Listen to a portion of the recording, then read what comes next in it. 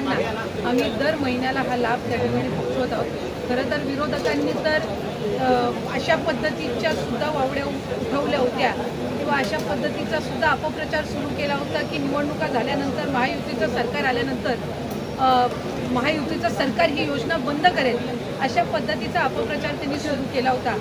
खरं तर त्या अपप्रचाराला कुठेही बळी पडू नये असं आम्ही सर्व लाडक्या बहिणींना आवाहन करत होतो।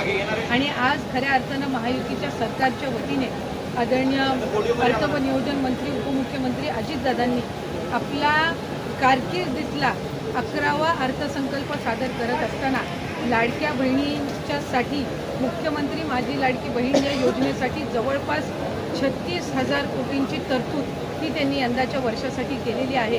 आणि निश्चितपणाने ही करत असताना ही योजना कुठेही बंद होणार नाही।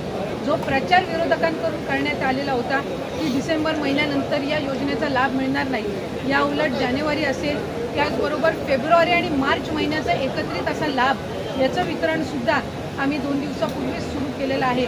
आणि लाडक्या बहिणींच्या खात्यामध्ये फेब्रुवारी महिन्याचे 1500 हे त्या ठिकाणी 2 दिवसातच पोचलेले आहेत आणि मार्च महिन्याचे 1500 सुद्धा हे पोचवण्याचं कामसुद्धा प्रगतीपथावर आहे। त्याच्यामुळे ही योजना ही महायुतीच्या सरकारची महत्त्वाकांक्षी योजना जी मुख्यमंत्री देवेंद्रजी फडणवीस साहेब, उपमुख्यमंत्री एकनाथजी शिंदे साहेब आणि उपमुख्यमंत्री अजितदादा यांच्या नेतृत्वाखाली अशाच पद्धतीनं कार्यरत राहणार आहे। आणि तेच आपल्याला आजच्या अर्थसंकल्पातून पाहायला मिळालं।